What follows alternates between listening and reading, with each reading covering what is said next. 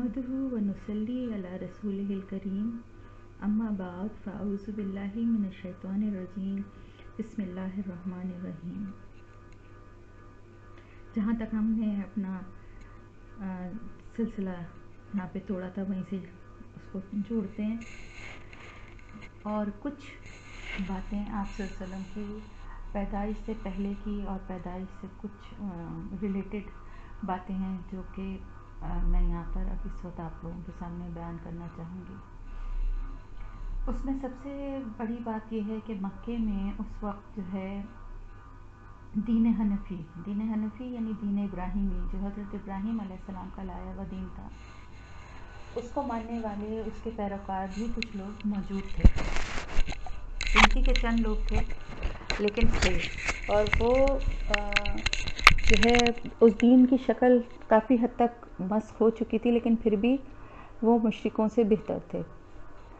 उनमें से कुछ ऐसे भी थे जैसे जिनमें एक नाम आपने हिस्ट्री में बुक्स में अक्सर पढ़ा होगा, वर्क़ा बिन नौफल, जो कि ईसाई थे और ईसाई होने की वजह से बाइबल का इल्म जानते थे और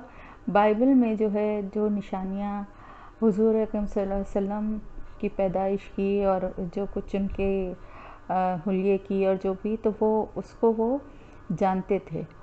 और वो उनके जहन में था। मैंने जैसे कि हम तफसीर में भी जब हम पढ़ रहे हैं सूरह बकरा में कि यहूदी और ईसाई, इनकी किताबों में आप सल्लल्लाहु अलैहि वसल्लम का हुलिया मुबारक तक मौजूद था, नाम तक मौजूद था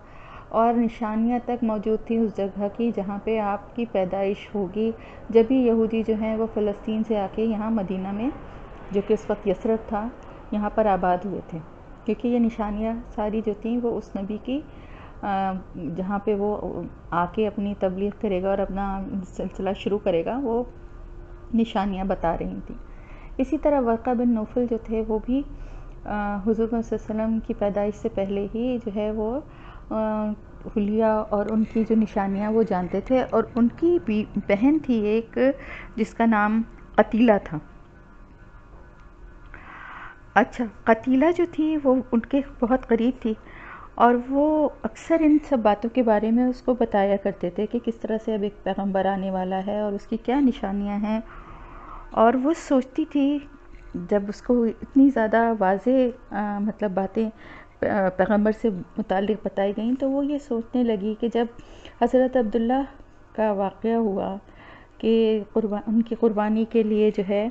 10 ऊँट और फिर बढ़ते बढ़ते तादाद 100 ऊँटों तक पहुँची और फिर 100 ऊँटों की कुर्बानी दी गई। और उनकी वजाहत, और सबसे बड़ी बात ये कि उस माशरे में रहते हुए भी अब्दुल्ला जो थे वो बहुत बाहया और इंतहाई वजीह और खूबसूरत होने के साथ साथ बाकिरदार भी थे और वहाँ की औरतों का आइडियल थे, क्योंकि उस ज़माने में ये चीज़ तो बुरी समझी ही नहीं जाती थी कि कोई मर्द अच्छा है तो औरतें भी उसके लिए उसी तरह से अपने जज्बात का इजहार किया करती थी जैसे कि मर्द कर सकते हैं। खैर, तो मुख्तसरन ये कि जब हज़रत आमना से शादी का वक्त आया और जो शादी का जो बारात जिसे हम कहेंगे कि वो जब उनके घर की तरफ रवाना हुई, तो रास्ते में वो कबीला पड़ा कि जहाँ पर कतीला जो है वो रहती थी। और वो जो है जब ये बारात के जाने का जो वो रास्ता था, वो जानबूझकर उस दरवाज़े पर, अपने घर के दरवाज़े पर खड़ी हो गई ताकि वो देख सके। अब वो ये सारी बातें भी जानती थी अब्दुल्ला से मुताल्लिक़ जो थी कि उनके लिए किस तरह से कुर्बानी का फ़ैसला हुआ, और उनके चेहरे पे नज़र पड़ते ही उनके चेहरे पे वो नूर और वो चमक उसे नज़र आई जिसकी बारे में वर्क़ा बिन नौफल ज़िक्र किया करते थे। और उन निशानियों में से, यानी उनके पेशानी पे उसको वो एक काहिना टाइप की औरत भी थी, तो वो उसको वो नूर नज़र आया और उसको ये अंदाज़ा, किसी हद तक उसने ये अंदाज़ा लगाया कि शायद यही वो हैं कि जो खुद हों या इनकी औलाद हो पैगंबर। तो उसने वहाँ से ही खड़े खड़े दरवाजे से उनको, अब्दुल्ला को बुलाया, और जब वो गए तो उसने कहा कि ابھی اسی وقت مجھ سے شادی کر لو. تو ظاہر ہے وہ تو شادی کے لیے جا ہی رہتے، تو وہ اس طرح راہ چلتے ہوئے جو ہے کسی سے کیسے شادی کر سکتے تھے. انہوں نے کہا میں تو جا رہا ہوں اپنے والد کے ساتھ اپنی شادی کے لیے ہی جا رہا ہوں. اس نے کہا کہ میرے پاس اتنے اونٹ ہیں کہ جتنے اونٹوں کی تمہارے بدلے قربانی دی گئی تھی. یعنی یہ کہ میں مالی طور پہ بھی بہت جو ہے اچھی پوزیشن میں ہوں، تو مجھ سے شادی کر کے تم نقصان میں نہیں رہو گے. لیکن عبداللہ نے یہی جواب دیا کہ میں اپنے والد کے ساتھ جا رہا ہوں اور میں ان کی خواہشات کے خلاف کچھ نہیں کر سکتا. اس طرح سے یہ شادی ہوئی. اور اس شادی کے بارے میں ایک اور بھی بات ہے جو میں نے جب پڑھا تو مجھے بڑی حیرت ہوئی. اس لیے حیرت ہوئی کہ ہمارے ہاں یہ باتیں ہندوؤں کے ساتھ شاید رہنے کی وجہ سے بہت مایوب سمجھی جانے لگی ہیں، اور ہمارے ہاں ان چیزوں کو اچھا نہیں سمجھا جاتا. ان کے ساتھ ساتھ جو ان کے والد حضرت عبدالمطلب جو ان کے ساتھ تھے، ان کی شادی بھی وہیں ہو رہی تھی. یعنی حضرت آمنہ کے ہی رشتہ داروں میں ان کی بھی شادی ہو رہی تھی. یعنی باپ اور بیٹا ایک ساتھ دولہا بن کر گئے. اس وقت جو ہے حضرت عبدالمطلب جو تھے ان کی عمر تو 70 سال کے قریب تھی، لیکن کیونکہ اتنے ماشاءاللہ سے صحت اور ہر لحاظ سے وہ اتنے اچھے ان کی وہ تھی کہ لگتے اپنی عمر سے بہت کم تھے. تو اب کیا ہوا کہ ایک طرف یعنی اپنے لیے انہوں نے رشتے کا پیغام بھیجا، اور خود بھی اسی قبیلے میں یعنی حضرت آمنہ کا جو قبیلہ تھا اسی میں ایک لڑکی سے ان کا بھی رشتہ ہو گیا. اب کیا مطلب ہے؟ یعنی آپ اسی لیے آپ دیکھیں کہ حضرت حمزہ اور حضرت عباس جو تھے آپ صلی اللہ علیہ وسلم کے چچا ہونے کے ساتھ ساتھ آپ کے ننیھالی رشتے سے آپ کے کزنز بھی ہوتے تھے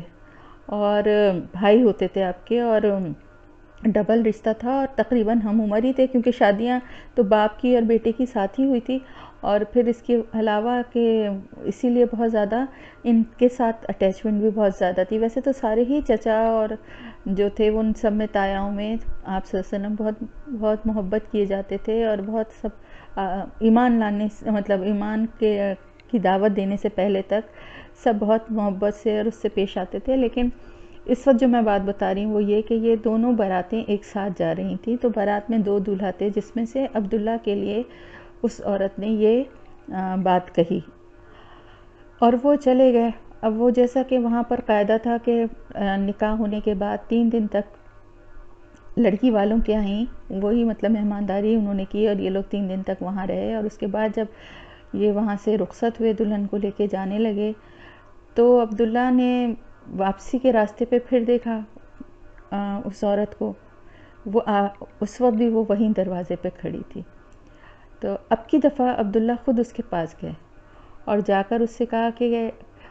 اس دن جو تم نے بات کہی تھی کیا تم اس پر قائم ہو؟ تو اس نے ان کے چہرے پہ نظر ڈالی. اس وقت بھی وہ اتنے ہی حسین تھے، اس وقت بھی وہ اتنے ہی جوان تھے، اتنے ہی خوبصورت تھے، اور عربوں میں دوسری اور تیسری شادی کوئی معیوب نہیں سمجھی جاتی. لیکن اس نے جب ان کی پیشانی کی طرف دیکھا تو اس کو وہ نور نظر نہیں آیا. وہ نور حضرت آمنہ میں منتقل ہو گیا تھا. اور اس کے بعد جو ہے عبداللہ جو ہے وہ اس کے کسی کام کے نہیں تھے. یعنی اس کے دل میں تو صرف ایک یہ خواہش اور یہ حسرت تھی کہ کسی طرح جو پیغمبر آ رہا ہے اس سے جو ہے میں میرا تعلق جڑ جائے اس سے یا اس کے باپ سے. تو جب یہ ہوا تو پھر اس کے بعد اس نے بھی کوئی انٹرسٹ شو نہیں کیا، اور عبداللہ جو ہیں وہ واپس اپنے راستے پر چلے گئے. یہ ایک بہت امپورٹنٹ بات میں بتانا چاہ رہی تھی کہ کیونکہ دیکھیں اللہ تعالیٰ نے نا اپنے نبی کے لیے، اپنے محبوب کے لیے، ان کے قبیلے کے سب سے ممتاز، سب سے خاص، سب سے باکردار، خوبصورت، کردار کے لحاظ سے بھی، وجاہت کے لحاظ سے بھی بہترین مرد کا انتخاب کیا، اور ماں کے لیے بھی انتہائی باحیا اور خوبصورت اور نیک ماں کا انتخاب کیا. کسی ایسے ویسی کسی برے یا اللہ کی تو قدرت ہے، اللہ جہاں چاہے پیدا کر سکتا تھا، لیکن اس نے اپنے محبوب کو جو ممتاز ترین اور اچھے ہر لحاظ سے کردار اور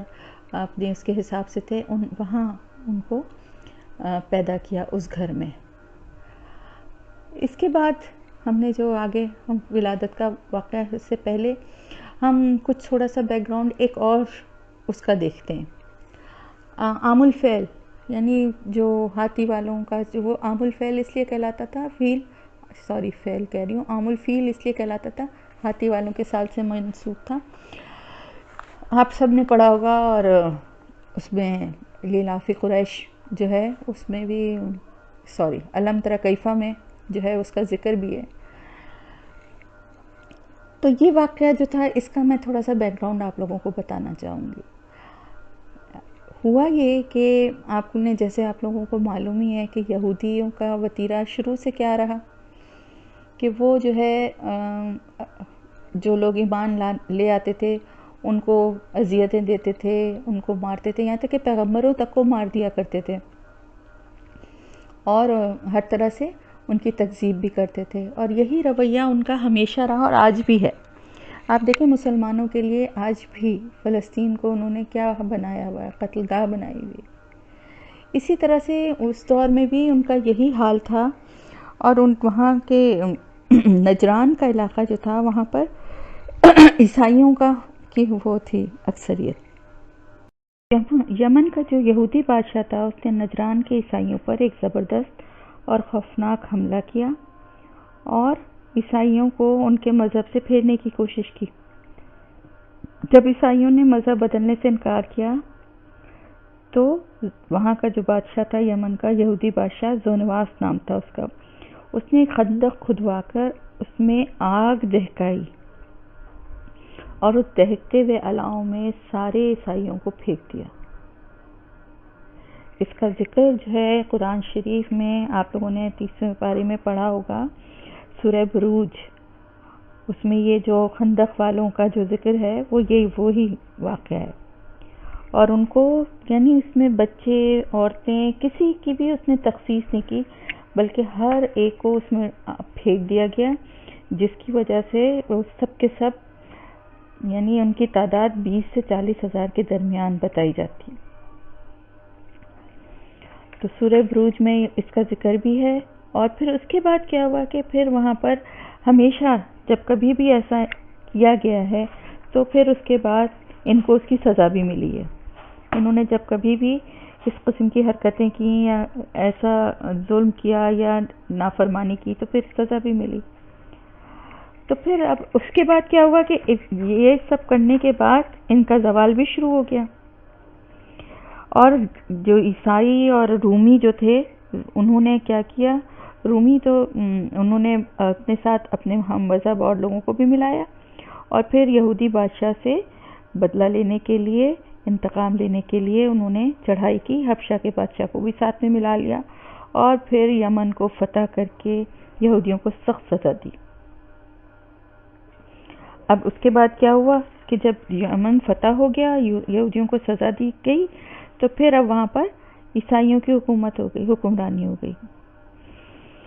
اب شروع میں کیا ہوتا تھا کہ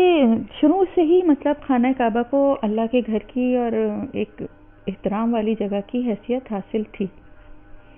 اور پوری جہاں سے بھی ہر جگہ سے لوگ جو ہیں وہ زمانے جاہلیت میں بھی یہاں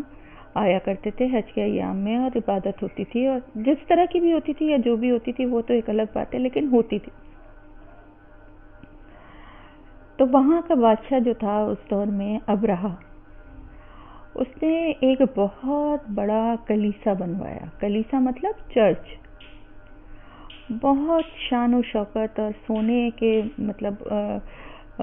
اس پہ مختلف چیزیں اور آرائش، اور مطلب اس کی ہر چیز سے جو ہے بڑا مال و دولت، اور اس کو بے دریغ خرچ کیا، ہیرے جواہرات جڑوائے گئے، اور بہت ہی زبردست اس نے وہ بنوایا، اور عیسائیوں اور سب لوگوں کے لیے یہ کہا کہ یہاں آ کر جو ہے وہ حج کیا کریں وہاں جانے کے بجائے۔ اب یہ بات جو تھی ظاہر ہے اہل عرب کو تو بالکل بھی قبول نہیں تھی،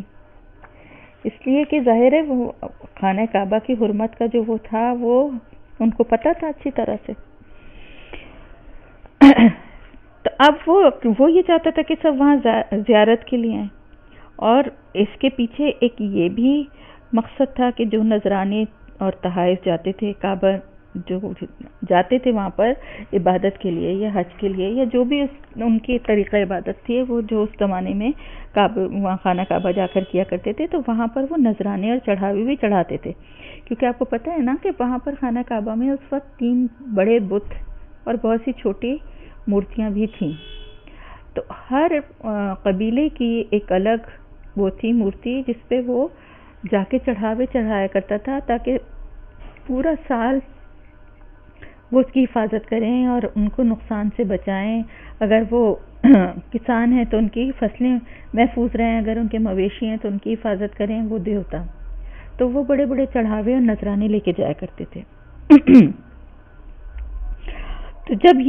اس کی یہ حسرت ہی رہی کہ لوگ وہاں آئیں اور آ کے اس کے اتنا زبردست جو سونے چاندی کے اس نے ممبر بنوائے ہوئے تھے اور جو ہیرے جواہرات جڑوائے تھے وہ بھی آ کر دیکھیں اور آ کے جو نذرانے اور تحائف ہیں وہ بھی آ کر دیں. لیکن اکثریت تو گئی ہی نہیں. اور بعض روایت میں ملتا ہے کہ کسی عرب نے وہاں جا کے کچھ اس کے چرچ کے اندر جا کے کچھ گندگی کی، جس کی وجہ سے اس کا دماغ بالکل ہی گھوم گیا اور اس نے کہا میں جب تک اس کو ڈھا نہیں دوں گا خانہ کعبہ کو میں چین سے نہیں بیٹھوں گا. اور اس نے کہا کہ میں اپنے گرجا گھر کو جو ہے نا اصل عبادت گاہ بنا کے رہوں گا. اب اس کے بعد جو ہے بہت سارے لوگ جو ہیں جو اس کے اپنے وہ تھے درباری، اور وہ ان میں سے وہ تو آپ کو پتہ ہے نا شاہ سے بڑھ کے شاہ کے وفادار ہوتے ہیں، انہوں نے بھی اس کو خوب چڑھایا. اور اس نے ایک بہت بڑا جو ہے لشکر تیار کیا. اور اس لشکر کی سب سے بڑی جو تھی بات وہ یہ تھی کہ اس میں آگے کا یعنی جو ہراول دستہ کہلاتا ہے وہ ہاتھیوں کا تھا. اور ہاتھی جو ہے نا وہ عرب کے لیے بالکل نئی چیز تھی. یہاں پہ اونٹ، گھوڑے، بھیڑ، بکریاں یہ والے جانور تو تھے، لیکن ہاتھی تو یہاں پر کامنلی کیا پائے ہی نہیں جاتے تھے. اور پھر ایک اتنا بڑا ہیوج جانور، اتنا اس کی الگ ہی ایک دہشت کہ ایک اتنا بڑا لشکر آ کے کھڑا ہو جس میں پوری آگے کی جو لائنیں ہیں وہ ہاتھی بردار لوگوں کی ہوں، تو اس کی بھی ایک الگ ہی دہشت تھی. اب راستے میں اس کو جب وہ آ رہا تھا خانہ کعبہ کی طرف تو راستے میں بھی کئی مندر اور کئی وہ آئے، مگر اس نے کسی کے خلاف کوئی قدم نہیں اٹھایا. اور وہاں پہنچ کے بھی قریش کو اس نے یہی پیغام دیا کہ ہم صرف خانہ کعبہ کو ڈھانے میں آئے ہیں، اگر آپ مداخلت نہیں کریں گے تو ہم آپ میں سے کسی کو کچھ نہیں کہیں گے اور قریش خون خرابی سے بچ جائے گا. اب دیکھیں نا، اگر کسی آدمی نے وہاں پر کچھ گندگی کی تھی یا کوئی نجاست کی تھی تو اس کو اگر واقعی میں اس کو اس سے بدلہ لینا تھا تو وہ آ کے اس آدمی کا بھی مطالبہ کر سکتا تھا کہ اس آدمی کو میرے حوالے کیا جائے. لیکن اصل مقصد جو تھا نا وہ تو یہ تھا کہ خانہ کعبہ کو ڈھانا تاکہ اپنے گرجے کی جو ہے اہمیت کو وہ اور زیادہ بڑھا سکے. اب کیا ہوا جب یہ وہاں پہنچے اور وہاں پہ انہوں نے لشکر تھوڑی دور، جیسا کہ قاعدہ ہوتا ہے کہ وہ طائف سے آگے آئے تو وہ تھوڑا مکے سے پہلے ہی انہوں نے وہاں پر اپنا لشکر جو ہے وہ ٹھہرا دیا. اور اس کے بعد جیسا کہ فوجوں کا اور لشکروں کا یہ ہوتا ہے کہ جب جنگ کے لیے نکلتے تھے، اب تو طریقہ جنگ جو ہے وہ چینج ہو گیا ہے، تو وہ آس پاس کے علاقوں میں لوٹ مار کیا کرتے تھے. تو وہ جو فوجی دستے جو تھے ان کو مال لوٹ ادھر ادھر سے جو کچھ مال ملا وہ لا کر انہوں نے ابرہہ کی خدمت میں حاضر کیا. اور ایک فوجی دستہ جو تھا اس نے جو لوٹ کا مال ابرہہ کی خدمت میں پیش کیا، اس میں حضرت عبد المطلب کے 200 اونٹ بھی شامل تھے. اب جب وہ حضرت عبد المطلب کو پتہ چلا کہ مطلب وہ جو ابرہہ کے جو لشکری ہیں وہ میرے 200 اونٹ لے گئے ہیں، تو وہ اپنے بیٹے کے ہمراہ ان کی فوجی چھاؤنی پر پہنچ گئے. اب جب وہ وہاں پہنچے تو ابرہہ نے جب حضرت عبدالمطلب کی وضاقتہ اور ان کی بات چیت کا انداز اور ان کی پروقار شخصیت سے وہ اتنا متاثر ہوا کہ وہ اپنے تخت شاہی سے اٹھ کھڑا ہوا اور انہیں نہایت عزت و تکریم سے اپنے قالین پر بٹھایا، خود بھی انہی کے برابر قالین پر بیٹھ گیا اور اپنے مترجم یعنی جو ٹرانسلیٹر ہوتے ہیں نا، کیونکہ ظاہر ہے ان کی زبان دوسری تھی اور ان کی زبان دوسری تھی، اس سے کہا کہ وہ حضرت عبدالمطلب سے معلوم کرے کہ انہیں ابرہہ سے کیا مراعات چاہیے۔ اب حضرت عبدالمطلب نے کہا، جواب دیا کہ اس کے لشکری ان کے 200 اونٹ پکڑ کے لائیں، وہ مجھے واپس کر دیے جائیں۔ وہ تو حیران ہی رہ گیا، اس نے کہا یہ تو مجھے بڑی مایوسی ہوئی، یہ اپنے 200 اونٹوں کی باتیں کر رہے ہیں، میں یہاں ان کا مندر یعنی کعبہ جو ہے اس کو تباہ کرنے ڈھانے کے لیے آیا ہوں، بجائے اس کے کہ یہ اس کو بچانے کے لیے مجھ سے کچھ معاہدہ کریں، کچھ شرائط رکھیں میرے سامنے یا کوئی التجا کریں، یہ تو صرف اپنے اونٹوں کی بات کر رہے ہیں۔ یہ سن کر حضرت عبدالمطلب نے کہا کہ میں اپنے اونٹوں کا مالک ہوں، اس لیے میں اپنے اونٹوں کا دفاع کر رہا ہوں، اسی طرح کعبہ کا بھی ایک مالک ہے اور کعبے کا مالک اس کا دفاع خود کرے گا، وہ میں نہیں کرا سکتا اس کا دفاع۔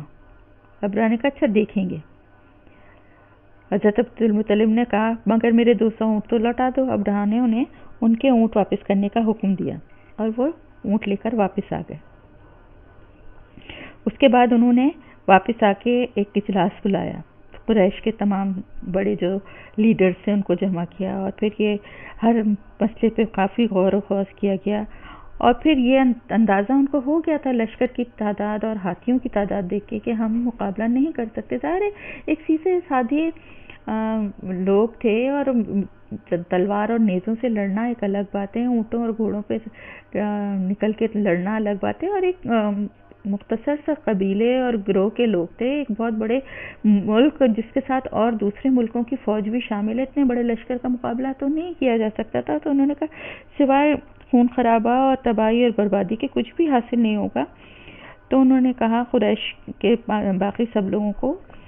یہ مشورہ دیا کہ سب اپنے اپنے گھر والوں کے ساتھ پہاڑوں کے پیچھے روپوش ہو جائیں۔ جب سب چلے گئے تو وہ اپنے گھر والوں کے اہل خانہ اور کچھ دوسرے لوگوں کے ہمراہ حرم میں داخل ہوئے اور ابرہہ اور اس کے لشکر کے خلاف اللہ تعالیٰ سے کعبہ کی مدد کی دعا کی اور خود انہوں نے خانہ کعبہ کے دروازے کے کنڈوں کو پکڑ کر کہا اے اللہ، تیرے بندے تیرے غلام اپنے گھروں کی حفاظت کرتے ہیں اور تو خود اپنے گھر کی حفاظت فرما۔ کتنی پیاری بات ہے نا، دیکھیں ماشاءاللہ، ایسا توکل اور ایسی پیاری سوچ، جبکہ ایمان ابھی آیا نہیں تھا دلوں میں۔ جب اس طرح کی بات ہے، ہمارے دلوں میں ایمان ہے لیکن ہمارے اندر یہ سوچ، یہ توکل نہیں ہے۔ اللہ پاک ہمارے دلوں میں بھی ایسی ہی اللہ پہ یقین اور اعتماد اور ایسا توکل ہمارے دلوں میں بھی ڈال دے۔ اللہ پاک ہمیں بھی ایسے ہی اطمینان قلب نصیب فرما۔ اس طرح سے دعا کرنے کے بعد وہ بھی اپنے اہل خانہ اور دوسرے لوگوں کے ساتھ پہاڑوں پر چلے گئے اور پہاڑوں پر ایسے مقام پر سب ٹھہر گئے جہاں سے دیکھ سکیں کہ نیچے اب کیا ہوگا آگے۔ اب ابرہہ نے، جیسا کہ ہم نے سورہ الم تری کیف میں ہم پڑھ رہے ہیں نا کہ اللہ تعالیٰ فرماتا ہے کیا تم نے نہیں دیکھا ہم نے کیا کیا ہاتھی والوں کے ساتھ۔ اب وہ جناب ہاتھی جو تھا وہ ہر ہراول دستے میں سب سے آگے کھڑا کیا گیا تھا اور جس کی وجہ سے یہ لوگ اصحاب فیل کہلائے۔ اب جب وہ لشکر وہاں تک پہنچا اور مزدلفہ اور منا کے درمیان کعبے سے تھوڑے سے فاصلے پر واقع جب وہاں تک پہنچا تو ابرہہ اور اس کے لشکر نے بڑی حیرت سے دیکھا کہ ہاتھی جو ہے وہ گھٹنوں کے بل زمین پر بیٹھ گیا ہے۔ اس کو کھڑا کرنے اور آگے بڑھانے کی ساری کوششیں رائے گاں ہو گئیں۔ جو اس کا مہاوت تھا، یعنی جو ہاتھی کو چلانے والا ہوتا ہے، اس نے اس کے پیٹ سر میں لوہے کے جو ہے نا وہ نوکدار وہ ہوتے ہیں جن کو پتہ نہیں کیا آنکس کہتے ہیں یا پتہ نہیں گرز کہتے ہیں یا کچھ ایسی چیز کہتے ہیں، یعنی وہ نوکیلی سی ہوتی ہے جس سے اس کو کیونکہ آپ کو پتہ ہے ہاتھی کی اسکن بہت موٹی ہوتی ہے تو اس سے اس کو جب چبھویا جاتا ہے تو وہ تیزی سے بھاگتا ہے۔ تو انہوں نے بہت کوشش کی، پیٹ پہ بھی اس کے مارا، حالانکہ پیٹ کا حصہ نرم ہوتا ہے، لیکن ہاتھی ٹس سے مس نہیں ہوا، یہاں تک کہ لوہے کے گرز یعنی جو ایک آپ نے اکثر پرانی موویز یا اس میں دیکھا ہوگا، ایک ڈنڈا سا ہوتا ہے جس کے دونوں سرے پہ گول بھاری سے وہ ہوتے ہیں جن سے لڑایا جاتا تھا پہلے، یعنی وہ گرز کہلاتے ہیں، اس سے بھی مارنے کی کوشش مارا گیا اسے، لیکن ہاتھی تو ایسا لگتا تھا جیسے زمین نے اس کو جکڑ لیا ہے۔ جب تمام کوششیں ناکام ہو گئیں تو ابرہہ نے ایک ایسی بہانہ جیسے کرنے کے لیے لشکر کا رخ واپسی کی طرف موڑا۔ جیسے ہی موڑا تو ہاتھی کھڑا ہو گیا اور تیزی سے چلنا شروع ہو گیا۔ پھر ابرہہ نے جب یہ دیکھا کہ ہاتھی کھڑا ہوا اور چلنے لگا ہے تو اس نے دوبارہ لشکر کو مکے کی جانب موڑ دیا۔ اس دفعہ بھی ہاتھی عین اسی مقام پر آ کر بیٹھ گیا اور کسی طرح اٹھنے کا نام ہی نہیں لے رہا تھا۔ یہ قدرت کی طرف سے ایک اشارہ تھا ابرہہ کے لیے، اور ایک بہت بڑی تنبیہ بھی تھی، لیکن ابرہہ کی قسمت بہت ہی خراب تھی کہ ایسا اپنی طاقت کا زوم اور ایسا تکبر اور طاقت کا نشہ اس پر تھا کہ وہ اس اشارے کو اور اس تنبیہ کو دیکھتے ہوئے بھی نہیں سمجھ سکا، اور ہاتھی کے آگے نہ بڑھنے کی وجہ سے جو افراتفری پھیلی، اس کا فائدہ اٹھاتے ہوئے ایک سردار جو تھا جو اپنی جان کے فدیے کے عوض یعنی ابرہہ کے لشکر کا رہبر بنا تھا، یعنی اس کو بتانے کے لیے کہ ظاہر وہ تو اجنبی لوگ تھے نا، تو اس کو راستہ اور سب کچھ بتانے کے لیے اس کو جان کا اس کو وہ دیا گیا تھا، تو وہ بنا تھا۔ تو وہ جب یہ افراتفری ہے تو وہ بھی بھاگ گیا اور بھاگ کر مکہ کی پہاڑیوں میں روپوش ہو گیا۔ استغفر اللہ۔ بس پھر اس کے ساتھ ہی مہلت کا وقت ختم ہو گیا۔ اللہ تعالیٰ نے اتمام حجت کے طور پر اشارہ بھی دیا، تنبیہ بھی کی، لیکن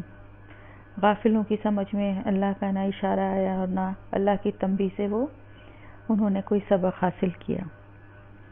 اللہ تعالیٰ نے اب اپنے گھر کی حفاظت کا انتظام کر دیا۔ اچانک آسمان بالکل سیاہ ہو گیا اور ایک عجیب سی آواز سنائی دینے لگی، اور گونج اس وقت اور بڑھ گئی جب یہ سیاہ تاریکی ان کے سروں پر چھا گئی۔ ان کے سروں کے اوپر جہاں تک نظر جاتی تھی فضا چھوٹی چڑیوں سے بھر گئی۔ اب ایک بات کا میں تھوڑا سا اور وضاحت کرنا چاہوں گی کہ اس میں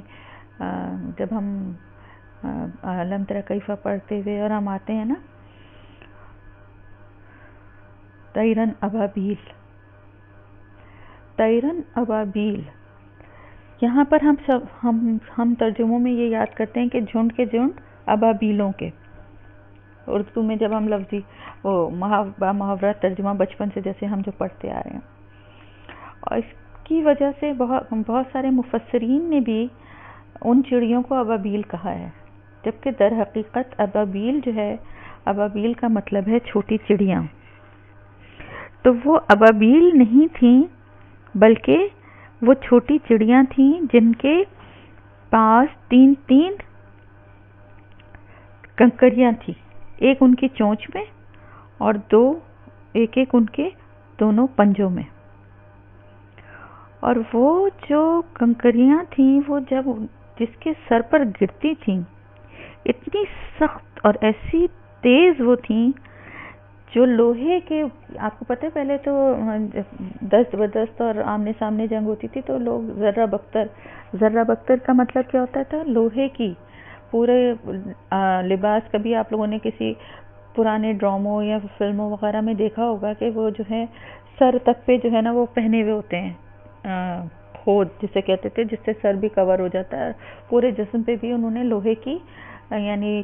پہنی ہوئی ہوتی ہیں، جیکٹ ٹائپ کی، اور نیچے پیروں میں بھی ان کے لوہے کے وہ ساری، یعنی ایک طرح سے وہ پوری پروٹیکشن ہوتی تھی کہ تلوار یا نیزے کا وار ہو تو وہ لوہے کی جو ذرہ ہے یا جو خود ہے وہ ان کی حفاظت کرے۔ لیکن یہ کنکریاں ایسی تھیں کہ جو سر پہ پڑتی تھی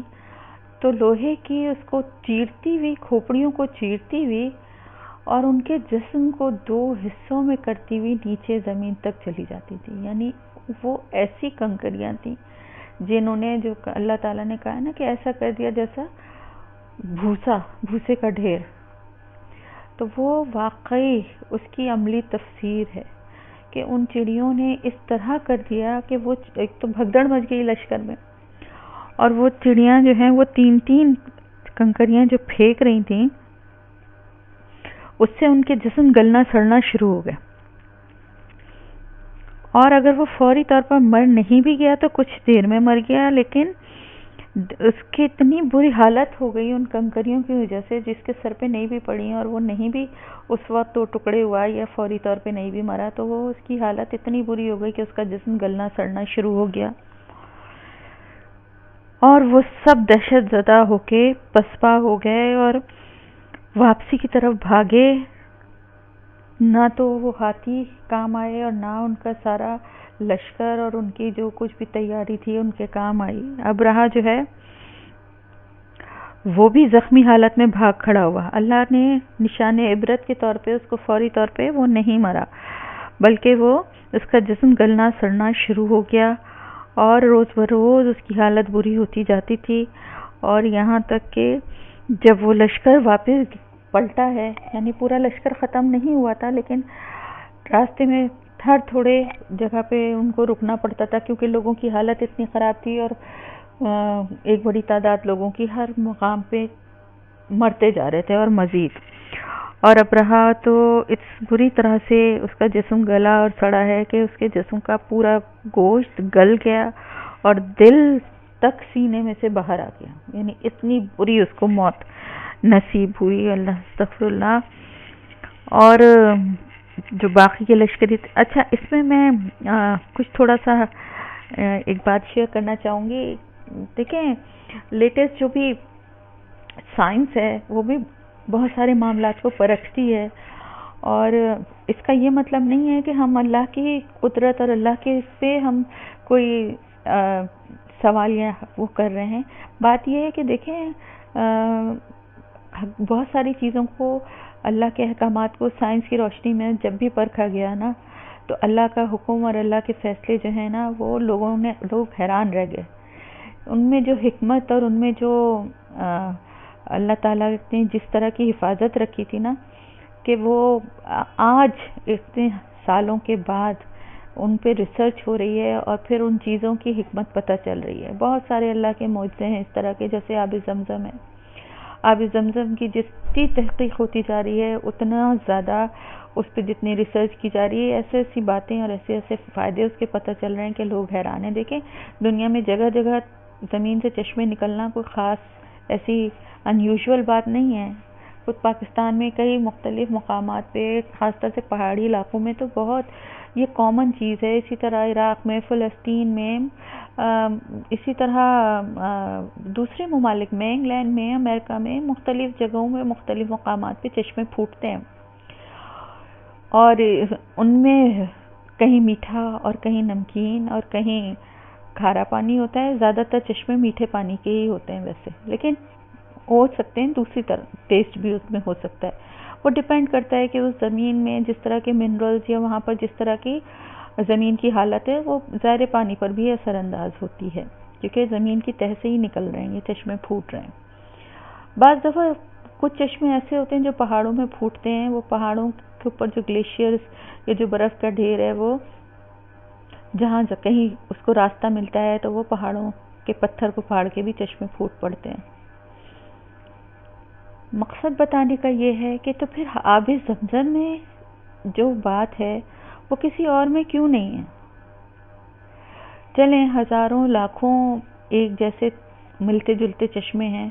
کوئی ان ہزاروں لاکھوں میں ایک آب زمزم کا بھی اور ہوتا۔ یہ دیکھیں نا، یہ غور و فکر ہے، یہ غور و فکر ہم سب کو کرنا چاہیے کہ ایک ایسی چیز جو کہ بڑی کامن ہے، چشموں کا پھوٹنا، تو پھر صرف آب زمزم میں ہی جو خصوصیت ہے وہ کسی اور میں کیوں نہیں ہے؟ آپ کو پتہ ہے آب زمزم کی بہت ساری خصوصیات میں سے ایک یہ ہے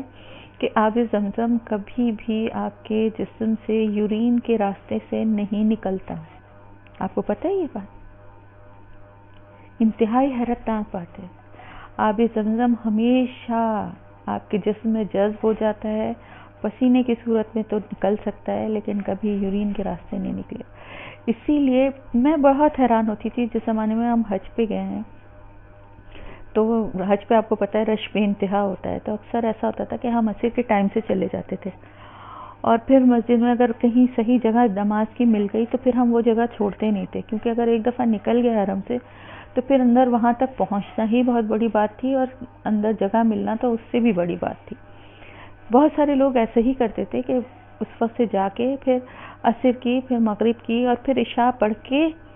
اور اس کے بعد ہی وہاں سے نکلتے تھے۔ تو ہم جب اتنے گھنٹوں وہاں بیٹھتے تھے تو ہم اپنے ساتھ کچھ کھجوریں یا کچھ اس طرح کے بسکٹ ایسی چیزیں رکھ لیتے تھے، اور پانی کی بوتلیں ہوتی تھیں ہمارے پاس جن میں آب زمزم ہوتا تھا، ہم آب زمزم پیتے تھے،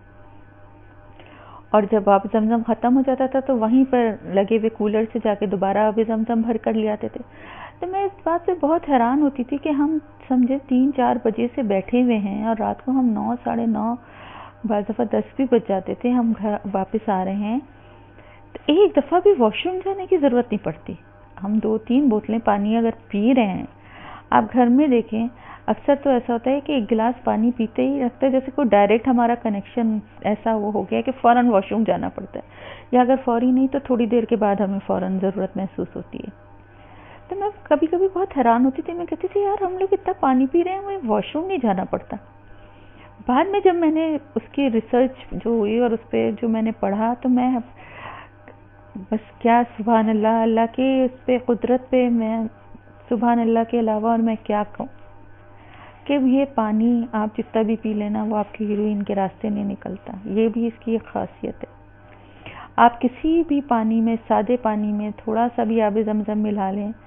تو چند گھنٹوں کے بعد وہ پانی بھی آب زمزم کی خاصیت والا ہو جاتا ہے۔ یہ بھی آب زمزم کی خاصیت ہے، اسی لیے بہت سارے لوگ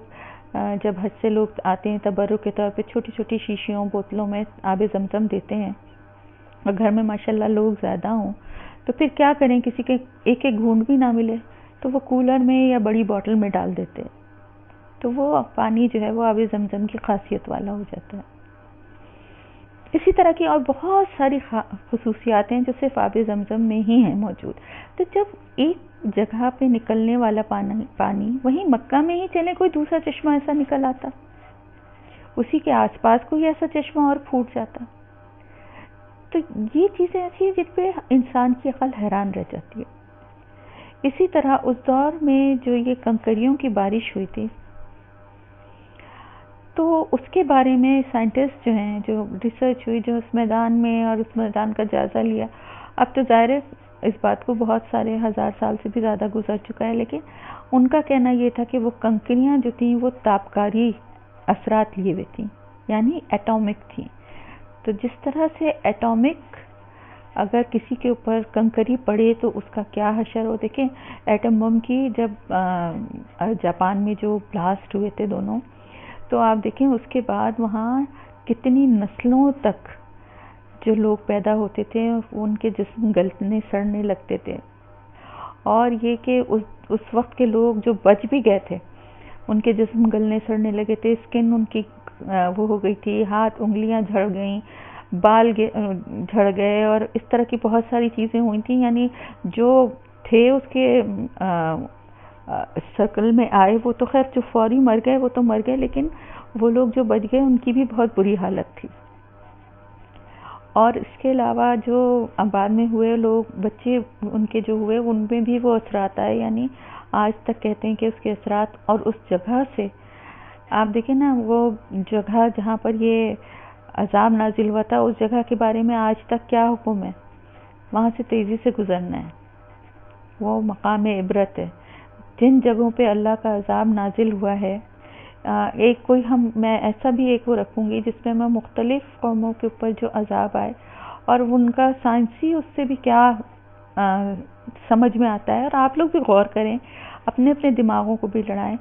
تو وہ دیکھیں اللہ تعالیٰ نے کا کیا ایک واضح حکم ہے کہ وہ جگہیں جہاں پر اللہ کا عذاب آیا ہے ان کو جائے عبرت سمجھو، عبرت کا مقام سمجھو، اور وہاں سے تیزی سے گزر جاؤ، وہاں پہ رکو نہیں، وہاں پہ ٹھہرو نہیں، وہاں قیام نہ کرو۔ ایک دفعہ حضور اکرم صلی اللہ علیہ وسلم میرے خیال سے غزوہ تبوک کے لیے جا رہے تھے، یا مجھے صحیح اگر یاد ہے تو راستے میں ایک ایسی وادی میں سے گزرے جہاں پر کیونکہ اللہ تعالیٰ نے قرآن میں جگہ جگہ یہ بھی کہا ہے کہ تم لوگ ان راستوں سے گزرتے، کیونکہ قریش جو ہیں وہ تجارت ان کا پیشہ تھا، تو وہ سفر کے لیے وہ ایسے راستوں سے گزرتے تھے جہاں پر ان قوموں کے آثار تھے جن پہ اللہ کا عذاب نازل ہوا. تو وہ اس بستی کے قریب سے جب گزرے تو وہ کچھ صحابہ جو تھے انہوں نے ظاہر کنویں سے پانی نکال کے آٹا بھی گوندھ لیا تھا اور کچھ مطلب وہاں پر قیام کا انتظام کر رہے تھے. لیکن جیسے ہی آپ صلی اللہ علیہ وسلم نے یہ کو پتہ چلا کہ اس جگہ پہ اللہ کا عذاب نازل ہوا ہے، تو آپ نے وہ سب چیزیں وہیں پھینکوا دیں، جو پانی بھرا گیا تھا، جو آٹا گوندا گیا تھا، وہ بھی نہیں استعمال کرنے دیا، اس لیے کہ اللہ تعالیٰ کا واضح حکم ہے. تو آپ یہ سوچیں نا کہ اللہ کی ہر حکم میں کوئی نہ کوئی حکمت اور مصلحت ہے. کچھ چیزیں ہماری سمجھ میں آ جاتی ہیں اور کچھ نہیں آتی، تو ان جگہوں سے کچھ ایسی ریڈیائی، کچھ ایسی ریز ہوں یا کوئی ایسی چیز ہے جس کی وجہ سے اللہ ہمیں اس سے بچانے کی اور باز رہنے کی کوشش کرتا ہے، اور صرف عبرت کے لیے وہاں سے گزرتے ہوئے دیکھیں اور عبرت حاصل کر کے آگے بڑھ جائیں. تو اس کے بارے میں بھی یہی کہا جاتا ہے، کیونکہ دیکھیں جس طرح ایٹم بم کے بعد، اس کے بلاسٹ کے بعد، اس کے ایکسپلوژن کے بعد لوگوں کے جسم کی حالت ہوئی تھی، ابرہہ کے لشکر کی بھی ہم جو کیفیت پڑھ رہے ہیں وہ اسی طرح کی ہے. تو ہو سکتا ہے اللہ کا حکم ہے تو اللہ تعالیٰ کے لیے تو کوئی بھی چیز ناممکن نہیں ہے. اور ہم نے تو بہت لوگوں یعنی ہمارے دور کے سائنسدانوں نے تو بہت بعد میں یہ چیزیں ڈسکور کی اور ایٹم بم بنائے اور سب کیا، لیکن اللہ اب تک خالق اور مالک ہے. اور کائنات میں ستاروں کا ٹوٹنا اور بننا اور کون سے پروسیس اور کون سے اس سے وہ اللہ تعالیٰ گزار رہا ہے اس کائنات کو، یہ اللہ کو ہی پتہ ہے، ہمیں نہیں پتہ. بہرحال یہ ایک بات میرے ذہن میں آئی تو میں نے اس کو بھی آپ سے ڈسکس کیا. اسی طرح قرآن میں غور و فکر اور تدبر کرنے کو کہا ہے نا، تو بہت سی چیزوں پہ ہمیں غور و فکر کرنا چاہیے. بات جو ہے وہ کسی اور طرف نکل گئی، حالانکہ آج میں نے سوچا تھا کہ میں آپ صلی اللہ علیہ وسلم کی پیدائش اور اس کے بعد ابتدائی بچپن کے کچھ واقعات کو آج آپ سے شیئر کروں گی. لیکن یہ بھی بہت ضروری تھا یہ بیک گراؤنڈ جاننا آپ لوگوں کے لیے، کیونکہ یہ ابرہہ والا واقعہ جو ہے یہ آپ صلی اللہ علیہ وسلم کی پیدائش سے 50-55 دن پہلے کا کچھ واقعہ ہے، اور محرم کا مہینہ تھا. اور یہ کہ جب آپ کی زندگی کے ابتدائی حالات ہم جاننے کے لیے بیٹھیں گے تو پھر تھوڑا سا بیک گراؤنڈ بھی ہمیں پتہ ہونا چاہیے، اس وقت کی صورتحال اور اس وقت کی پورے ایک کلیئر پکچر آپ کے ذہن میں ہونی چاہیے کہ کن حالات میں آس پاس کیا ماحول تھا، قریش کے قبیلوں کا کیا حال تھا، اور بیرونی طرف سے کس طرح کے خطرے تھے، اور اس کے علاوہ کیا عربوں کی خصوصیات تھیں، اور آپ کے والدین کا کیا کردار اور کیا ان کی خصوصیات تھیں جس گھر میں آپ نے آنکھیں کھولیں اور جہاں آپ کی ولادت باسعادت ہوئی. تو یہ جانے بغیر میرے خیال سے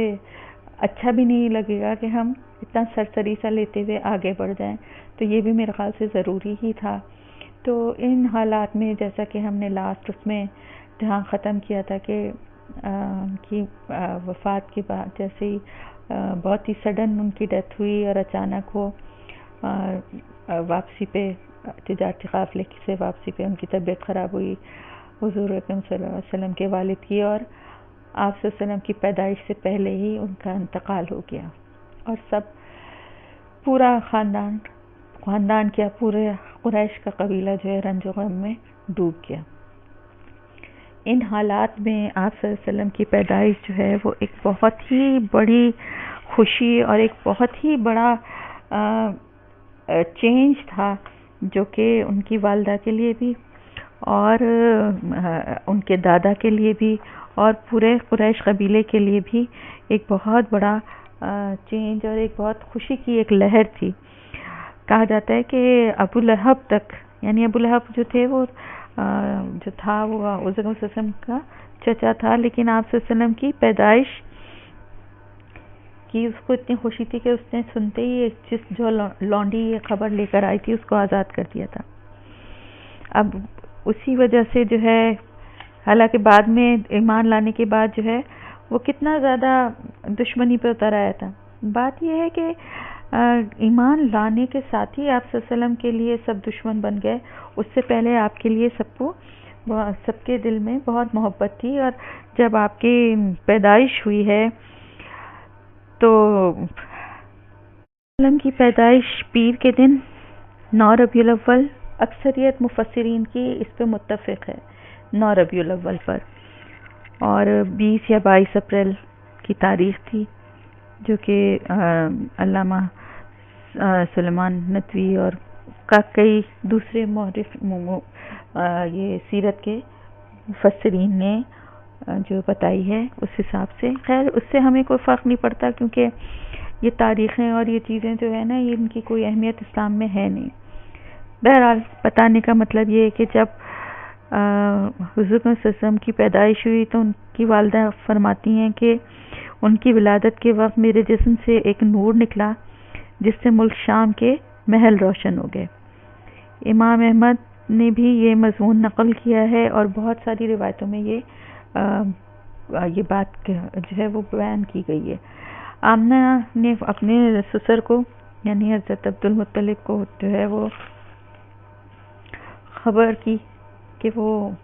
آ کے اپنے پوتے کو دیکھ لیں. وہ بہت ہی خوش ہوئے. ظاہر ہے اتنا بڑا غم اور صدمہ کیونکہ ان پہ پڑ چکا تھا، اور اس کے بعد یہ بہت ہی بڑی خوشی تھی. ان کے سب سے چہیتے اور خوبصورت اور پیارا بیٹا جو کہ جوانی میں ہی ختم ہو گیا، اس کی اولاد، اور بیٹا بھی ایسا کہ اس کے جب اس کو دیکھا اور اس پہ ایک نظر ڈالی تو اس کے روشن پیشانی کو چوم لیا، اور پھر اس کا نام اس کو لے کر گئے سیدھے کعبہ پہنچے، کعبے کا طواف کیا اور بچے کا نام محمد رکھا. محمد کے معنی ہے ہر لحاظ سے قابل تعریف، وہ جسے سب پسند کریں، جس کی سب تعریف کریں. حالانکہ عربوں میں یہ نام معروف نہیں تھا، تو 7ویں دن جیسا کہ عرب کا دستور تھا اس کے حساب سے 7ویں دن ختنہ ہوا. اور جب پوچھا لوگوں نے ان سے کہ آپ نے اپنے پوتے کا نام محمد کیوں رکھا ہے، خاندانی نام کیوں نہیں رکھا، تو عبد المطلب بولے کہ میں نے چاہا کہ آسمان پر بھی اس کی تعریف ہو اور زمین پر بھی، خالق کو وہ پیارا ہو اور خلقت کو بھی. تو اس طرح سے آپ صلی اللہ علیہ وسلم کا نام محمد پڑا. سب سے پہلے آپ کو ابو لہب کی لونڈی صوبیہ نے دودھ پلایا. اس سے پہلے وہ حضرت حمزہ بن عبد المطلب کو بھی پلا چکی تھی. اس طرح حضرت حمزہ جیسا کہ میں نے آپ کو بتایا کہ ان کے چچا بھی تھے اور ان کے دودھ شریک بھائی بھی تھے اور ان کے کزن بھی ہوتے تھے، یعنی کئی رشتے تھے ان سے. اب اس کے بعد جو ہے آگے کا مرحلہ آیا. جیسا کہ عربوں کا قاعدہ تھا کہ وہاں پر بچوں کو جو ہے وہ دائیوں کے سپرد کر دیا جاتا تھا، اور دائیاں جو ہیں جو وہ بچوں کو لے کر یعنی ان کے ہاں یہ رواج تھا کہ جو بڑے گھرانوں کی عورتیں تھیں وہ اپنے بچوں کو خود دودھ نہیں پلاتی تھیں، بلکہ وہاں اپنے بچوں کو بھیجتی تھیں دیہاتوں میں، کیونکہ دیہاتی زبان جو تھی وہ بڑی فصیح و بلیغ زبان تھی، اور بچے وہاں کھلی ہوا میں پرورش پاتے تھے اور اس طرح کی زندگی گزارتے تھے جس کی وجہ سے وہ صحت بھی ان کی اچھی ہوتی تھی اور ان کی زبان بھی بہت فصیح و بلیغ ہو جاتی تھی. پھر جب دائیوں کے آنے کا موسم ہوا تو اس وقت تو کوئی دائی نہیں ملی. پھر کچھ دن گزرے اور سب دائیاں آ گئیں اور بچوں کو تلاش کرنے لگیں. وہ گھروں میں جاتی تھیں اور ماں کو اپنی خدمات پیش کرتی تھیں. مائیں جس کو پسند کر لیتی تھیں اپنا بچہ اس کے حوالے کر دیتی تھیں. ساری ماؤں نے جو اچھی دائیاں تھیں وہ چن لی، اور اس طرح سے ایک ایک کر کے کوئی بھی دائی نہ بچی سوائے ایک دائی کے. اب کیا ہوا کہ وہ دائی جو تھی وہ کیوں بچی؟ کیونکہ وہ ذرا کمزور اور لاغر تھی اور مفلسی کا شکار بھی تھی. یہ تھی دائی حلیمہ. اب یہ جو دائی حلیمہ تھیں ان کو لوگوں نے اس لیے یعنی جب اچھے اور دائیاں اچھی صحت مند تندرست اور اچھی ملتی تھی تو وہ ان کو تو سب نے سلیکٹ کر لیا اور ان کو چھوڑ دیا گیا. اب یہ بیچاری جو ہیں غریب بھی تھیں اور ذرا کمزور بھی تھیں، لیکن ساتھ ہی ساتھ انہوں نے کہا کہ اپنے شوہر سے یہ کہا کہ یہ تو بڑی شرم کی بات ہوگی کہ ہر عورت جو ہے وہ کسی نہ کسی بچے کو لے کر جا رہی ہے اور میں اس طرح خالی ہاتھ جاؤں، تو کیوں نہ چل کے عبدالمطلب کا جو یتیم پوتا ہے اس کو ہی لے لیتے ہیں۔ حالانکہ یہ بھی سوچا کہ باپ تو ہے نہیں، اب دادا کیا کتنا ہمارے لیے کرے گا، چلو پھر بھی ایک خالی ہاتھ جانے سے تو بہتر ہے کہ کسی کو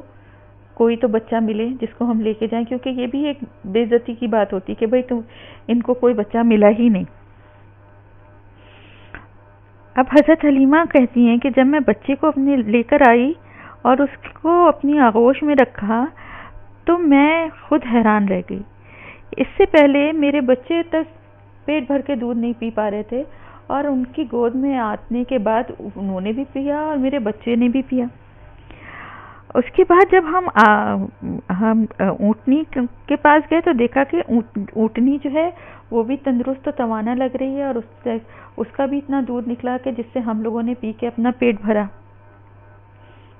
اور رات بڑے آرام سے گزر گئی۔ صبح ہوئی تو میرے شوہر نے کہا کہ حلیمہ، خدا کی قسم تم نے ایک بابرکت روح حاصل کی ہے۔ میں نے کہا مجھے بھی اب یہی لگتا ہے۔ اس کے بعد ہم جب واپس روانہ ہوئے تو میں اپنی اسی خستہ حال گدھی کے اوپر بیٹھی ہوئی تھی، لیکن واپسی پہ اس گدھی کا یہ حال تھا کہ وہ پورے قافلے سے آگے نکلی جا رہی تھی، اور یہاں تک کہ کوئی بھی اس کے ساتھ نہیں آ سکا، یہاں تک کہ میری سہیلیاں مجھ سے کہنے لگیں کہ او ابو زویب کی بیٹی، یہ کیا ہے، ہم پر بھی تو مہربانی کرو، آخر یہ وہی تو تیری گدھی ہے جس پر تو سوار ہو کر آئی تھی۔ میں کہتی ہوں ہاں ہاں بخدا یہ وہی ہے۔ وہ کہتی ہیں اس کا یقیناً کوئی خاص معاملہ ہے، اور واقعی معاملہ بہت خاص تھا، اور یہ اللہ کی قدرت تھی کہ اللہ تعالیٰ نے ان کو چن لیا تھا، اور انہوں نے اللہ پاک نے اپنی رحمت سے جو ہے جس کو چاہا اس کو چنا، اور جس کو جو منصب اور مقام دینا چاہا اس کو وہ ملا۔ اور انہوں نے کہا کہ ہم پھر جب بنو سعد میں اپنے گھروں کو آ گئے تو مجھے نہیں پتا کہ اللہ کی زمین پہ کوئی خطہ ہمارے علاقے سے زیادہ قحط زدہ تھا، لیکن واپسی کے بعد ہماری بکریاں جب چرنے جاتی تو آسودہ حال آتی، ہم آرام سے دودھ ان کا دوہتے تھے اور پیتے تھے، اور کسی اور انسان کو تو نصیب بھی نہیں ہوتا تھا، لیکن ہمارے گھر میں کبھی کسی چیز کی کمی نہ ہوئی۔ یہاں تک کہ ہماری قوم کے چرواہے قوم کے لوگ اپنے چرواہوں سے کہتے تھے کہ بھائی اپنے جانوروں کو وہی چرانے لے جایا کرو جہاں ابو زید کی بیٹی کا چرواہا لے جاتا ہے، لیکن تب بھی ان کی بکریاں بھوکی واپس آتی تھیں اور ہماری بکریاں آسودہ۔ اس طرح ہم پر اللہ کی طرف سے مسلسل اضافے اور خیر کا مشاہدہ کرتے رہے، یہاں تک کہ اس بچے کے 2 سال پورے ہو گئے اور میں نے دودھ چھڑا دیا۔ یہ بچہ دوسرے بچوں کے مقابلے میں اس طرح بڑھ رہا تھا کہ 2 سال پورے ہوتے ہوتے وہ کڑا اور کٹیل جوان ہوتا گیا۔ اس کے بعد ہم اس بچے کو اس کی والدہ کے پاس لے گئے، لیکن ہم اس کی جو برکت دیکھ کر آئے تھے اس کی وجہ سے ہماری انتہائی خواہش تھی کہ وہ ہمارے پاس رہے، چنانچہ ہم نے اس کی ماں سے گفتگو کی، کیونکہ ظاہر ہے وہ دیکھ نہیں تھی نا جو ان کی دم قدم سے برکتیں تھیں، تو انہوں نے کہا کیوں نہ آپ اپنے بچے کو میرے ہی پاس رہنے دیں کہ ذرا مضبوط ہو جائے، کیونکہ مکے میں مختلف وبا کا خطرہ تھا، اور ہمارے اصرار پہ انہوں نے بچہ ہمیں واپس دے دیا۔ اس طرح مدت رضاعت ختم ہونے کے بعد بھی آپ صلی اللہ علیہ وسلم بنو سعد میں ہی رہے، یہاں تک کہ ولادت کے 4 یا 5ویں سال شق صدر کا واقعہ یہ تھا کہ جو حضرت انس رضی اللہ تعالیٰ عنہ سے صحیح مسلم میں روایت ہے کہ رسول اللہ صلی اللہ علیہ وسلم کے پاس حضرت جبرائیل علیہ السلام تشریف آئے، آپ بچوں کے ساتھ کھیل رہے تھے، حضرت جبرائیل نے آپ کو پکڑ کر لٹایا اور سینہ چاک کر کے دل نکالا، پھر دل سے ایک لوتھڑا نکال کر فرمایا یہ شیطان کا حصہ ہے، پھر دل کو ایک تشت میں زمزم کے پانی سے دھویا اور پھر اسے جوڑ کر اسی جگہ لوٹا دیا۔ ادھر بچے دوڑ کر اپنی ماں کے پاس یعنی دائی حلیمہ کے پاس پہنچے اور کہنے لگے کہ محمد کو قتل کر دیا گیا ہے۔ ان کے گھر کے لوگ جب وہاں پہنچے تو دیکھا کہ آپ صلی اللہ علیہ وسلم کا رنگ اترا ہوا تھا، اس واقعے کے بعد حلیمہ کو خطرہ محسوس ہوا اور انہوں نے آپ کو آپ کی ماں کے حوالے کر دیا۔ اس کے بعد آپ 6 سال کی عمر تک والدہ ہی کی آغوش محبت میں رہے۔ دیکھا آپ نے کہ بچپن سے ہی اللہ تعالیٰ نے کس طرح کا رحمتوں اور برکتوں والا جو ہے آپ صلی اللہ علیہ وسلم کے ساتھ معاملہ کیا، اور کس طرح سے دائی حلیمہ کے دل میں ایسی محبت ڈالی کہ وہ سچ مچ ان کی آنکھوں کی ٹھنڈک، ان کا دل کا سکون تھے۔ اور محمد صلی اللہ علیہ وسلم کو بھی حلیمہ سے بے انتہا محبت تھی۔ نبوت ملنے کے بعد بھی جب وہ آپ کے پاس آتی تو آپ میری ماں کہہ کر لپٹ جاتے۔ حلیمہ کے لیے محبت کی جدائی جو ہے بہت ہی بڑا صدمہ تھا، لیکن وہ کیا کرتی، اب ان کا گھر پہنچانا ضروری تھا اور پھر مزید روکنا ممکن بھی نہ تھا۔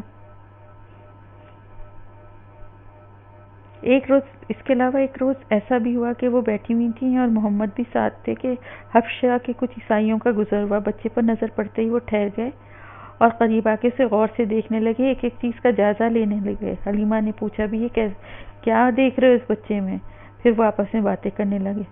اس بچے کو لے لیں، اس کو یہاں سے لے چلیں، یہ بچہ ایک عظیم انسان ہوگا، ہم خوب جانتے ہیں کہ یہ کیا بنے گا۔ حلیمہ ان کا مطلب سمجھ گئیں، ان کے ارادوں کو بھاپ گئیں اور ڈر گئیں کہ کہیں ان کو کوئی نقصان نہ پہنچائے یا کوئی اٹھا کے نہ لے جائے، اور اسی وجہ سے وہ جلد از جلد آمنہ کے پاس پہنچی اور ان کی امانت ان کے حوالے کی، تب جا کے اطمینان کا سانس لیا۔ اب ماں کی ممتا تھی اور دادا کی سرپرستی، دونوں محمد سے بہت پیار کرتے تھے، ہمیشہ اپنی نظروں کے سامنے رکھتے، ہر طرح سے آپ کا خیال رکھتے۔ آپ 6 برس کے ہو گئے تو ماں کا دل چاہا کہ چل کر شوہر کی قبر دیکھیں۔ چنانچہ وہ مدینے کے لیے روانہ ہو گئیں، محمد صلی اللہ علیہ وسلم کو بھی ساتھ لے گئیں۔ شوہر کی ایک باندی تھی ام ایمن، وہ بھی سفر میں ساتھ تھیں۔ وہاں ایک مشہور خاندان تھا بنی نجار، محمد صلی اللہ علیہ وسلم کی دادا کی ننیالی سے خاندان میں تھی، اس لیے بی بی آمنہ وہیں جا کر ٹھہری۔ مدینہ پہنچی تو اپنے پیارے بیٹے کو وہ گھر دکھایا جہاں اس کے باپ نے وفات پائی، وہ جگہ بھی دکھائی جہاں وہ ہمیشہ کی نیند سو رہے تھے۔ آج پہلا دن تھا کہ اس معصوم بچے نے یتیمی کا مفہوم سمجھا۔ آج پہلا موقع تھا جب اس کے دل پر رنج و غم کا کوئی عکس پڑا۔ ابھی تک تو جانتے ہی نہیں تھے نا، انجان تھے، دیکھا ہی نہیں تھا باپ کو، جانتے ہی نہیں تھے کہ باپ نام کی بھی کوئی چیز ہوتی ہے، لیکن اب اندازہ ہوا کہ باپ ایک باپ تھا اور وہ اب اس دنیا میں نہیں ہے، اور محرومی کا پہلا مزہ اب چکھا۔ 1 مہینہ وہاں گزار کر بی بی آمنہ نے گھر لوٹنے کا ارادہ کیا اور محمد صلی اللہ علیہ وسلم کو لے کر مکے کے لیے روانہ ہو گئیں۔ شوہر کی طرح بی بی آمنہ بھی بیمار پڑ گئیں اور 23 میل پر ایک گاؤں ہے ابوا، وہاں پہنچی تو حالت نازک ہو گئی اور پھر سنبھل نہ سکیں، وفات پا گئیں اور وہیں دفن ہوئی۔ عبداللہ کی وفات بھی اسی طرح پردیس میں ہوئی، اپنوں سے دور، دفن بھی اسی طرح ہوئے، قوم و وطن سے بہت دور۔ اب اللہ ہی آپ کا ولی اور کارساز ہے، اے محمد صلی اللہ علیہ وسلم۔ آپ یتیم تھے، باپ کے سائے سے محروم تھے، ابھی اس یتیمی کا شعور ہی ہوا تھا کہ ماں کا سایہ بھی سر سے اٹھ گیا۔ ابھی تو باپ کی صرف قبر دیکھی تھی کہ ماں کی قبر بھی تیار ہو گئی۔ اب آپ تنہا رہ گئے، ماں ساتھ تھی، تب بھی یتیمی کا ملال تو تھا، لیکن ماں کی محبت ساتھ تھی۔ بھلا دل پر کیا بیتی ہوگی جب یہ سہارا بھی ٹوٹ گیا؟ ایک سے بڑھ کر ایک صدمہ پے در پہ آپ صلی اللہ علیہ وسلم کے ننھے سے دل پر گزر رہا تھا۔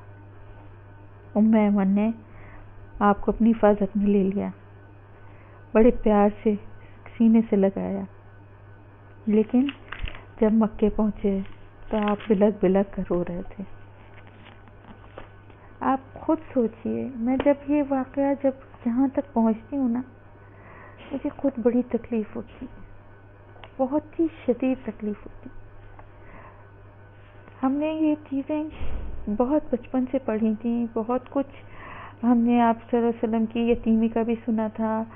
اور آپ صلی اللہ علیہ وسلم کی والدہ کے انتقال کا بھی ہم نے سنا تھا، پڑھا تھا. لیکن جب میں نے یہ بعد میں یہ اس شعور کے ساتھ جب میں نے اس کو پڑھا اور جب میں یہاں تک پہنچی تو میرا دل بڑا کانپ سا گیا. ذرا سوچئے، اپنے ذہن میں لائیے، 6 سال کی عمر، 6 سال کی عمر کا بچہ کتنا بڑا ہوتا ہے، گودوں میں ہی رکھتے ہیں لوگ، کتنا لاڈلا ہوتا ہے، ماں کا لاڈلا، باپ کا لاڈلا، کیسے ماں آگے پیچھے پھر رہی ہوتی ہے، بچے کے پسند کی چیزیں بنا رہی ہوتی ہے، اپنے ہاتھوں سے کھلا رہی ہوتی ہے. ایک معصوم بچہ جس کا باپ بھی نہیں اور ماں بھی آنکھوں کے سامنے ختم ہو گئی، اس کے دل کی کیا کیفیت ہوگی؟ جو ہم لوگ ہر وقت یہ باتیں کرتے ہیں نا، محرومی، یہ نہیں ہے زندگی میں، وہ نہیں ہے زندگی میں، یہ نہیں ملا، وہ نہیں ملا، اس کی کمی رہ گئی، بس یہ حاصل ہو جاتا تو بس. آپ دیکھیں، جو اتنا معزز، جو اتنا اللہ کا محبوب، اس کی زندگی میں کتنی محرومیاں ہیں. پیدائش سے پہلے سے ہی محرومیوں کا آغاز ہو گیا. ایک چھوٹا سا بچہ معصوم، اس کے دل کی کیفیت، اس اپنے آپ کو کیا سمجھ رہا ہوگا، اس کو کیا نظر آ رہا ہوگا، اس کو کیسا لگ رہا ہوگا، اپنے آپ کو دنیا میں بالکل اکیلا سمجھ رہا ہوگا. ماں باپ کی ذات، ماں باپ کی، دیکھیں نا، اسی لیے کہتے ہیں یتیموں کے سر پہ پیار سے ہاتھ رکھنا جو ہے نا بہت بڑی نیکی ہے. آپ صلی اللہ علیہ وسلم نے یتیمی کا مزہ تو چکھا ہی تھا، ساتھ ہی ساتھ ماں سے کی محرومی بھی. بہت ہی تکلیف دہ یہ مقام ہے. اس مقام پہ ہی میں آپ سب کو چھوڑتی ہوں کہ آپ سب اس کیفیت کو محسوس کریے، اس تکلیف، اس محرومی، اس درد کو، اور ساتھ ہی ساتھ یہ بھی سوچئے کہ ہمارے شکوے، ہماری ہر وقت کی خواہشات کیا ہمیں زیر دیتی ہیں؟ کیا ہم اپنی محرومیوں کا مقابلہ اس 6 سال کے معصوم بچے سے کر سکتے ہیں؟ اور یہ تو ابتدا ہے. آگے آگے دیکھتے جائیں، جانتے جائیں اپنے محسن کو، اس کے اخلاص کو، اس کے دل میں جو رحم اور شفقت اور محبت تھی اپنی امت کے لیے، اس کو جانیے اپنے محسن کو کہ وہ کیسے، اس نے کیا کیا تکلیفیں اٹھائیں. اس سے محبت کریے، اس کی تکلیف کا سوچئے، اس نے کتنی مشکل وقت گزارے اپنی زندگی میں. یہ ساری چیزیں سوچیں. اور اس کے ساتھ ہی آج کا یہ میں ختم کر رہی ہوں،